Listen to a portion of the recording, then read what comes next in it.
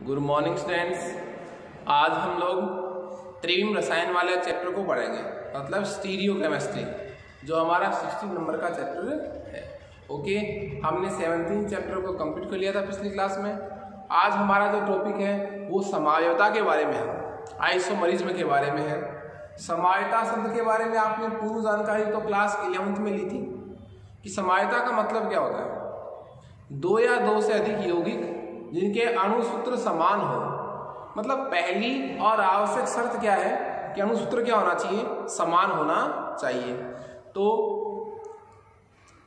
दो या दो से अधिक यौगिक जिनके अणुसूत्र समान हो परंतु भौतिक गुण भिन्न हो या रासायनिक गुण भिन्न हो या फिर दोनों प्रकार के गुण भिन्न हो, वो यौगिक आपस में क्या कहलाएंगे, समावयव कहलाएंगे। और इस घटना को, इस गुण को क्या कहेंगे हम, समावयवता। बर्ज़ेलियस ने इस नाम को यूज किया था सबसे पहले, समावयवता को। तो मैं आपके सामने डिस्कस करूंगा सबसे पहले शब्द समावयवता को। तो इसमें हमारा फर्स्ट पॉइंट रहेगा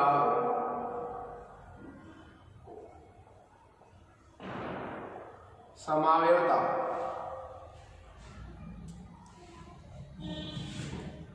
जिसको मैं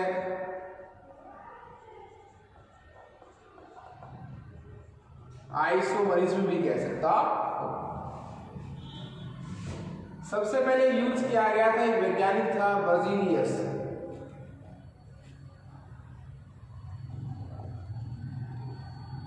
बर्ज़ेलियस नाम के वैज्ञानिक द्वारा इस शब्द को सबसे पहले यूज किया गया था। और इसका मतलब क्या था कि दो या दो से अधिक, दो या दो से अधिक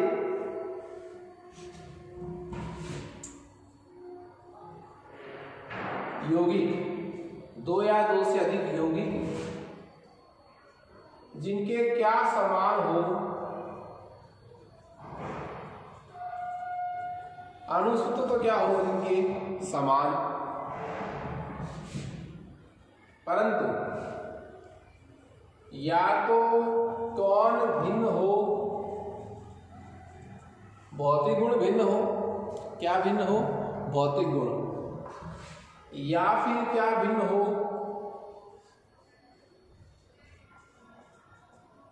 रासायनिक गुण भिन्न हो। या तो भौतिक गुण भिन्न हो या रासायनिक गुण भिन्न हो या फिर दोनों भिन्न हो, दोनों भिन्न हो सकते हैं। वो परस्पर क्या कहलाएंगे, परस्पर कहलाएंगे समावयव। तो दो या दो से अधिक यौगिक जिनके अणुसूत्र समान हो,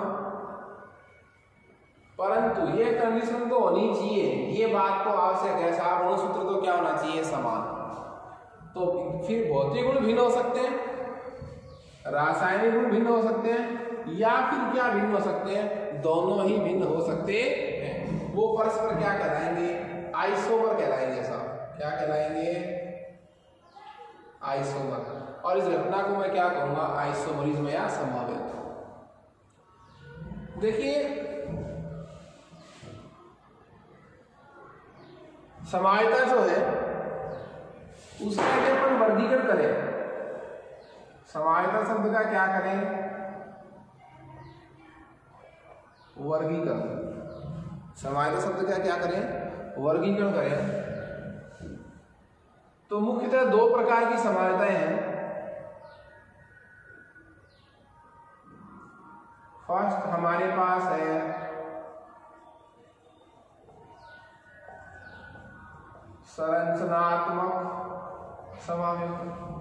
फर्स्ट हमारे पास क्या रहेगी, संरचनात्मक समावयवता। और सेकंड हमारे पास क्या रहेगी, वो रहेगी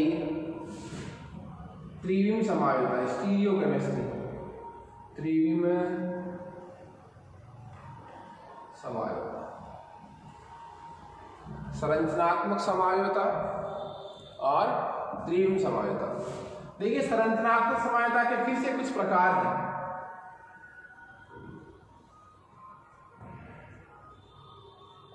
श्रृंखला समायोता,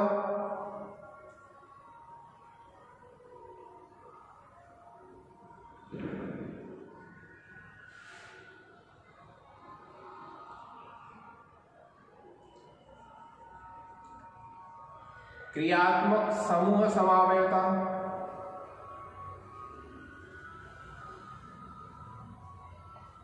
मध्यावयवता,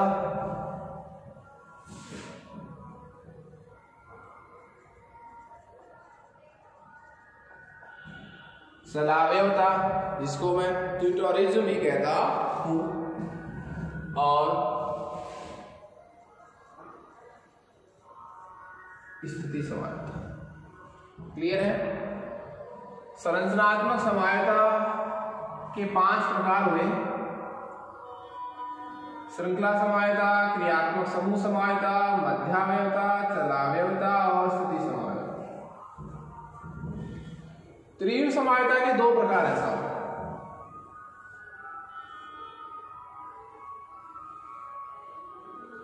और वो है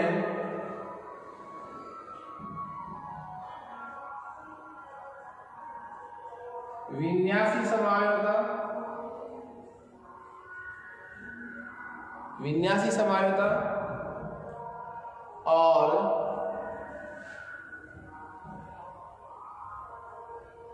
संरूपण समायोता, संरूपण समायोता।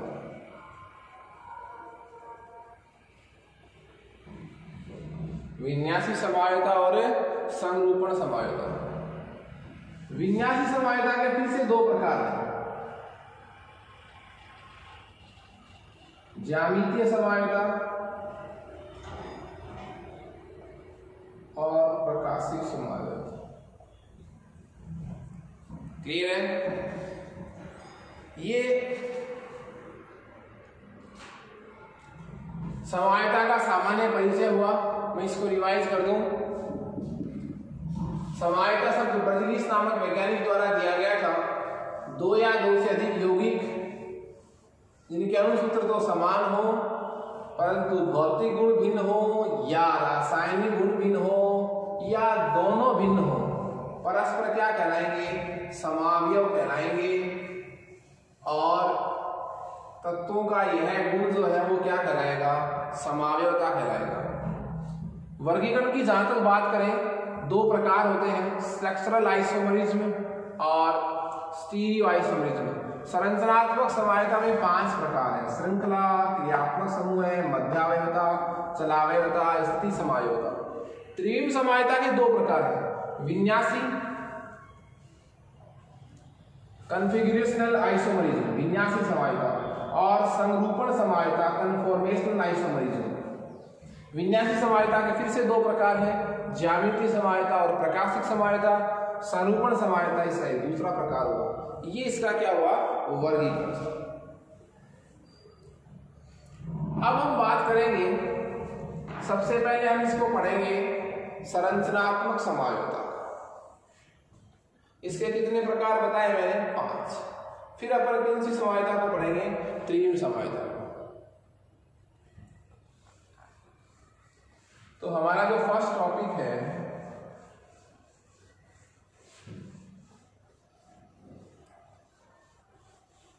वो है संरचनात्मक समायोता।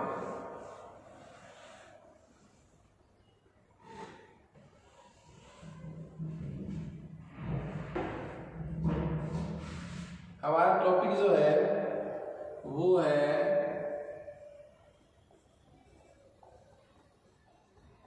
संरचनात्मक समायोता।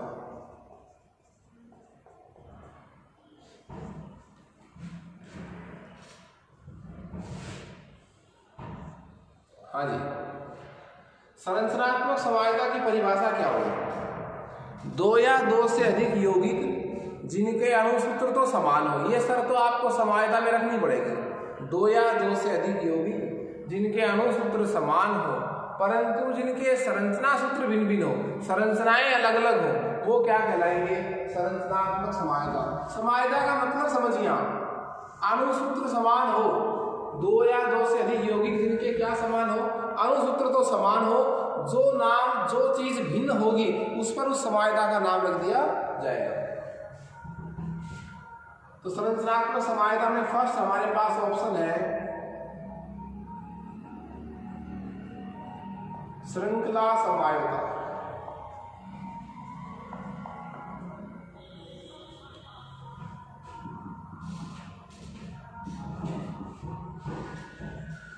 श्रृंखला समायता। अब देखिए समायता वाली परिभाषा तो यहां भी रिपीट करनी पड़ेगी। आपको क्या रिपीट करेंगे? दो या दो से अधिक यौगिक जिनके अणुसूत्र समान हो। तो क्या भिन्न हो? जिनमें श्रृंखला की लंबाई भिन्न हो। तो जो चीज भिन्न होगी उस पर उस समायता का नाम रख दिया जाता है। यदि स्थिति भिन्न है तो स्थिति समावयव, यदि क्रियात्मक समूह भिन्न है तो क्रियात्मक समूह समावयवता। समायता का मतलब क्या हुआ? दो या दो से अधिक यौगिक जिनके अणुसूत्र समान हो और जो गुण भिन्न होगा उस पर इस समायता का नाम रख दिया जाएगा। तो श्रृंखला समायता में क्या होगा साहब? अणुसूत्र समान, लेकिन मैं लिख देता हूं अणुसूत्र क्या हो? समान, तथा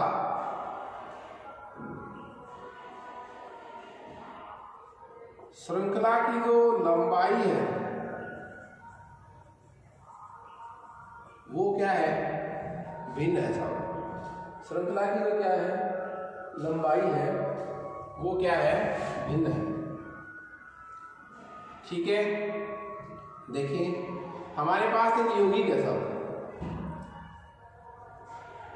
CH3 CH2 CH2 CH3। इस यौगिक का नाम क्या है? इस यौगिक का नाम है ब्यूटेन। क्यों? 4 कार्बन है, 1 2 3 4। 4 कार्बन के लिए पूर्व लग्न क्या आता है? ब्यूट। सारे बॉन्ड सिंगल है तो एल्केन श्रेणी का यौगिक है तो एन लग गया ब्यूटेन। ये नॉर्मल ब्यूटेन हो गया साहब। ठीक है, इसमें कितने कार्बन की श्रृंखला हुई? 1 2 3 4। तो कितने कार्बन की श्रृंखला होगी? 4। मैं इसी यौगिक को एक और तरीके से लिख सकता हूं। इसी यौगिक को मैं एक और तरीके से कैसे लिख सकता हूं कि मुझे कार्बन और हाइड्रोजन की संख्या तो वही चाहिए, पर जो 4 कार्बन की श्रृंखला है उसको मैं कम ज्यादा कैसे करूं? तो देखिए 1 2 3 और एक कार्बन को कहीं भी लगा दो आप, ऊपर या नीचे। यहां और यहां तो लगा नहीं पाएंगे क्योंकि वो फिर नंबर में काउंट हो जाएगा। वो तो 1 2 3 4 या 1 2 3 4 यहां वाला काउंट नहीं होगा। यहां नंबर कैसे पढ़ेंगे? 1 2 और ये 3। वैलेंसी पूरी कर दीजिए। कार्बन की वैलेंसी कितनी होती है साहब? 4। तो 3 और 1 4। यहाँ देखिए 1 2 3 और 4। यहाँ 1 तो कंप्लीट है, 3 यहाँ भी 3। अब देखिए इसका नाम क्या होगा? 2 नंबर पर कैसा समूह लगा हुआ है? मेथिल। 1 2 3 1 2 3 ऐसे नहीं होगा 1 2 3 4। तो नाम हो जाएगा 2 मेथिल प्रोपेन। 2 methyl propane. इसमें कितने कार्बन की श्रृंखला है? 3 की। देखिए प्रोप कितने के लिए आता है? 3 के लिए। तो आप देखिए अणुसूत्र समान, तो समान अणुसूत्र है साहब। अणुसूत्र का मतलब क्या हो जाएगा? इसमें कितने कार्बन है? 4। इसका अणुसूत्र क्या होगा? C4। 4 कार्बन है, 1 2 3 4। हाइड्रोजन 3 2 5 2 7 और 3 10। C4H10। C4H10। यहाँ देखिए 1 2 3 4। यहाँ भी कार्बन कितने हैं? C4। हाइड्रोजन 3 4 3 7 और 3 10। C4H10। ये भी ब्यूटेन है और ये भी ब्यूटेन है। तो देखिए मैं इन दोनों यौगिकों को क्या कहूंगा, इनको कहूंगा मैं श्रृंखला समावयव। क्यों? क्योंकि इन दोनों यौगिकों के अणुसूत्र क्या है साहब, समान है। अणुसूत्र समान है, परंतु दोनों यौगिकों में कार्बन श्रृंखला की लंबाई भिन्न भिन्न है। एक में 4 कार्बन की श्रृंखला है, एक में 3 कार्बन की श्रृंखला है। तो जब समान अणुसूत्र हो और कार्बन श्रृंखला की लंबाई भिन्न भिन्न हो तो हम ऐसे समावयवों को क्या नाम देंगे, श्रृंखला समावयव। उसके बाद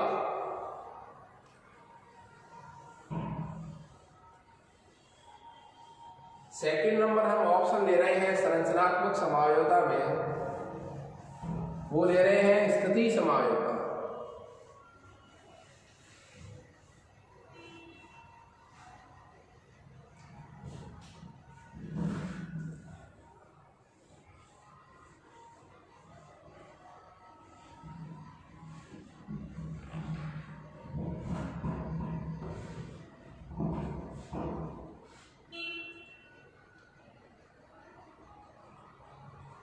और वो है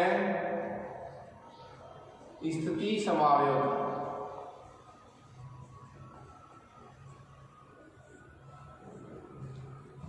स्थिति समावयव, पोजिशनल आइसोमरिज्म। पहले वाली कौन सी थी, चेन आइसोमरिज्म। स्थिति समावयवता में क्या होगा, देखो समावयवता का मतलब क्या हुआ, 2 या 2 से अधिक यौगिक जिनके अणुसूत्र तो समान हो वो तो समावयव। क्या भिन्न होगी, समूहों या परमाणुओं की स्थिति क्या होगी, भिन्न होगी, तो नाम क्या रख दिया, स्थिति समावयवता। ठीक है, चलिए तो अणुसूत्र तो क्या होंगे, समान। अणुसूत्र तो क्या होंगे, समान। तो भिन्न क्या होगा, परमाणु या समूहों की, एक नाम और भी आ सकता है यहां पर, सब्स्टिट्यूशन, प्रतिस्थापन। परमाणु या समूह या प्रतिस्थापी की स्थिति क्या हो, भिन्न हो। अणुसूत्र तो क्या हो, समान हो। अणुसूत्र क्या हो, समान हो, परंतु परमाणु या समूह की या प्रतिस्थापी स्थिति क्या हो, भिन्न हो। वो क्या कहलाएंगे आपस में, स्थिति समावयव कहलाएंगे। देखिए इसका एग्जाम्पल देखते हैं आप।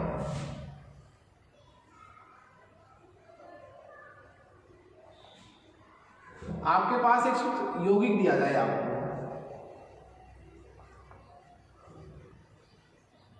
कार्बन की वैलेंसी आपको कितनी मान के चलनी है, 4। कार्बन की संख्या कितनी होती है, 4।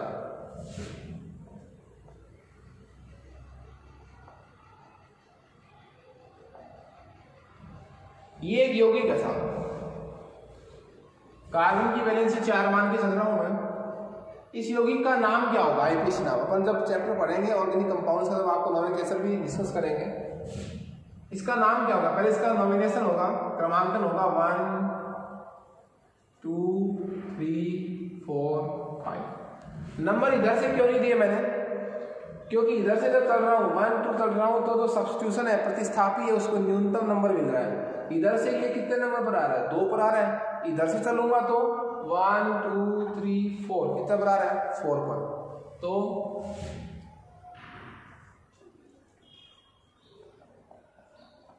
2 क्लोरो 1 2 3 4 5 5 कार्बन के लिए पेंट, सारे बॉन्ड चूंकि सिंगल है तो एन लग गया, पेंटेन। नाम क्या हो गया साहब, 2 क्लोरोपेंटेन। 2 क्लोरोपेंटेन। एक यौगिक मैंने आपको दे दिया। अब कोई आपसे कहे इस यौगिक का स्थिति समावयव बनाओ, तो देखिए प्रतिस्थापी कहां बैठा है, 2 नंबर पर। आप उसको 3 पर भी ला सकते हो, 1 पर तो नहीं ला सकते। कैसे ला सकते हो, क्या बिल्कुल ला सकते हैं। देखिए CH3 CH2, यहां इस Cl को यहां लगा दो तो हाइड्रोजन तो इधर आ जाएगा, Cl वहां लग जाएगा। वैलेंसी आपको उतनी रखनी है ना, इसलिए 1 2 3 4 इसका क्या नाम होगा 1 2 3। आप चाहे इधर से आ जाओ 1 2 3 पर ही आएगा, तो नाम क्या हो जाएगा 3 क्लोरो पेंटेन। अब देखो आप इस क्लोरो को कितने पर भी ला सकते हो, 1 पर भी ले आओ, इसको यहां ले आओ, ये लो Cl।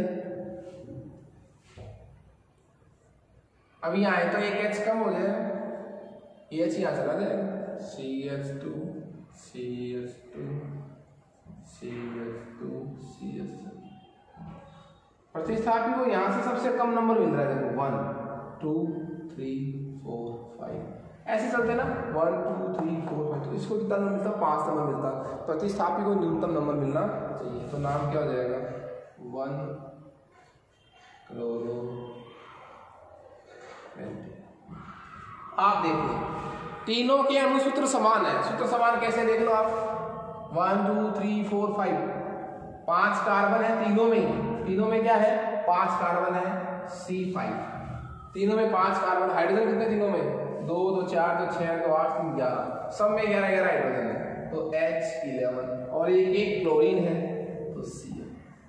तो तीनों ही यौगिकों का, इसका इसका और इसका अणुसूत्र तो क्या है समान, C5H11Cl, परंतु तीनों ही यौगिकों में जो प्रतिस्थापी की स्थिति है वो अलग अलग है। इसमें 3 नंबर पर प्रतिस्थापी है, इसमें 2 नंबर पर, इसमें कितने नंबर पर, 1 नंबर पर। इसलिए ये तीनों यौगिक आपस में क्या कहलाएंगे, ये कहलाएंगे स्थिति समवाय। क्या कहलाएंगे, स्थिति समवाय। क्यों, क्योंकि इनमें इनके अणुसूत्र तो समान है, परंतु इनमें परमाणु या समूह की जो स्थिति है वो भिन्न भिन्न है।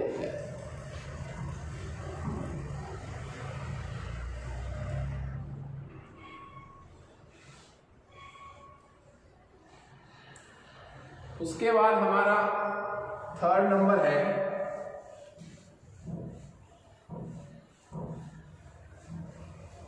वो है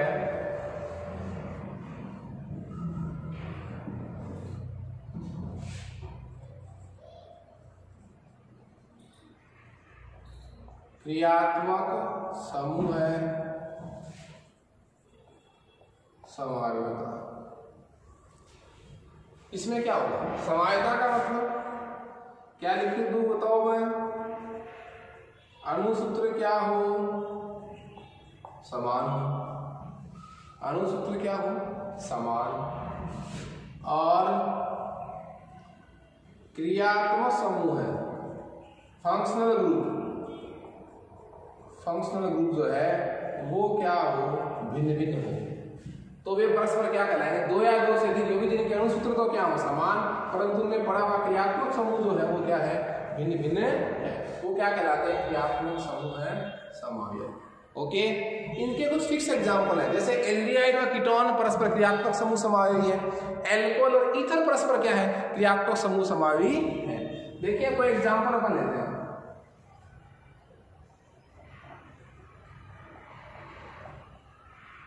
एल्कोहल और ईथर एक दूसरे के क्या है क्रियात्मक समूह समवायी होता है। एल्कोहल का सामान्य सूत्र क्या होता है ROH, ईथर का सामान्य सूत्र होता है ROR। जैसे मैं लिखूं CH3CH2OH, ये तो कौन सा पोर्शन हो गया R, ये कौन सा पोर्शन हो गया OH। तो ये कैसा यौगिक है, एल्कोहल यौगिक है, नाम हो गया एथिल एल्कोहल, एथेनॉल पीने योग्य काम में आती शराब, एथिल एल्कोहल। ठीक है, अब ये तो कौन सा यौगिक है एल्कोहल। इस एल्कोहल क्यों है, क्योंकि इसमें कैसा क्रियात्मक समूह पड़ा है OH, OH क्रियात्मक समूह युक्त यौगिकों को एल्कोहल कहते हैं। इस एल्कोहल को मैं ईथर में चेंज कर दूंगा, कैसे देखिए CH3, इस O को बीच में जाओ आप, ये हो गया CH3।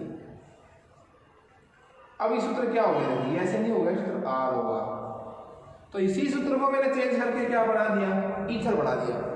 तो दोनों के सूत्र बराबर है, देखिए कैसे बराबर है, इसमें कितने कार्बन है 2, C2 3 2 5 6 H6O, इसका सूत्र भी यार है, और ईथर का देखो C2 3 3 6 H6O, ये सूत्र इसका है।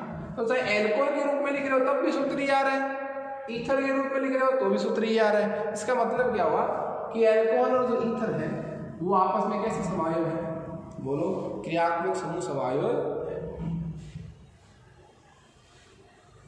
नेक्स्ट हमारा जो नंबर है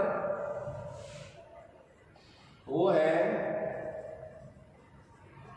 मध्यावयवता। मध्यावयवता मेटामेरिज्म। देखिए मध्यावयवता कौन प्रदर्शित करते हैं, ईथर, कीटोन, ऐसे यौगिक जो हैं वो क्या प्रदर्शित करते हैं, बोलिए मध्यावयवता, जिनमें अणुसूत्र तो क्या हो समान परंतु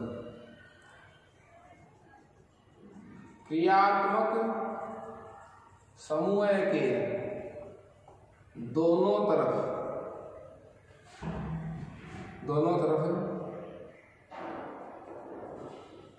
समूह क्या हो भिन्न भिन्न हो।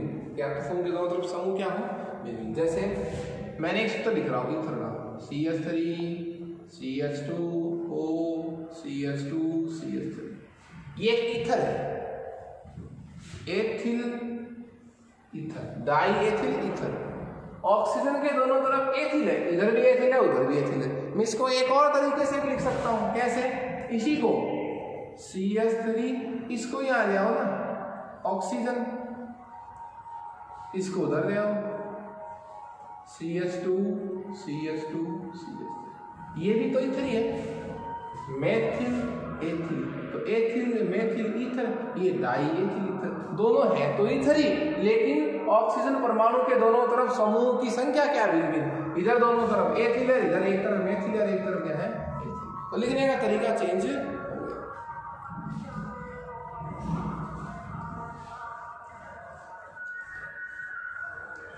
उसके बाद हमारा लास्ट ऑप्शन है संरचनात्मक समायोजकता में, और वो है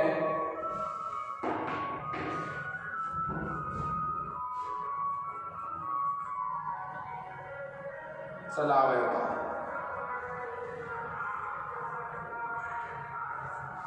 ट्यूटोरिज्म सलावयता। देखिए कुछ इसके फिर से एग्जाम्पल है, इसमें हमें सूत्र तो चेंज होगा नहीं, समायता की वो परिभाषा तो सेम रहेगी, समायता की परिभाषा जो है वो तो सेम रहेगी इसमें। तो क्या लिखूंगा, इसमें आपको कुछ नहीं करना है, दो या दो से अधिक यौगिक जिनके अणु सूत्र क्या हो समान हो, परंतु जिनमें परमाणु या समूह का एक रूप से दूसरे रूप में परिवर्तन हो जाता है, ऐसे यौगिक जो हैं वो किसके अंतर्गत आते हैं, सलावयता की श्रेणी में आएंगे। जैसे कीटो समूह का इनॉल में परिवर्तन, कीटो समूह का इनॉल में परिवर्तन जो है वो सलावयता का उदाहरण है। कैसे, मान लीजिए कि आपके पास कीटोन समूह है, ये लीजिए ये कीटोन समूह है, इसका इनॉल बनाना है। इनॉल का मतलब क्या हुआ, in plus all, double bond भी चाहिए, OH भी चाहिए। OH का अनुलग्न क्या होता है ऑल, तो ये बन इधर जाएगा, ताकत ज्यादा ऑक्सीजन की, तो ये H जो है वो यहाँ ट्रांसफर हो जाएगा, और हाइड्रोजन वाला जो बंद है ये तो इधर आ जाएगा, ये बंद यहाँ ट्रांसफर हो जाएगा। तो किसमें क्या हुआ देखो, CH3, ये क्या रहेगा CH, ये बॉन्ड कैसा बन गया डबल C, ये सिंगल रह गया, ये H यहाँ जुड़ गया CH3। आपके पास यौगिक में कैसा समूह था, कीटोन समूह था, आपने चेंज करके क्या बना दिया, डबल बॉन्ड भी ले और OH भी ले। तो कीटो समूह का किसमें चेंज, इनॉल में परिवर्तन, किसका उदाहरण है, सलावयता का उदाहरण है। देखिए सलावयता में कोई समूह बाहर नहीं जाता, कोई अंदर नहीं आता, सिर्फ परमाणुओं की आपेक्षिक स्थितियां क्या होती हैं, चेंज होती हैं। ओके, तो ये हमने संरचनात्मक समायोजकता के 5 प्रकार पढ़े हैं। हम नेक्स्ट क्लास में त्रिविम समायता के दो प्रकार जो हमने बताए आपको, विन्यासी और बोलिए संरूपण समायता। उसमें हम संरूपण समायता को स्टार्ट करेंगे जो आपके सिलेबस में है। Okay, thank you students.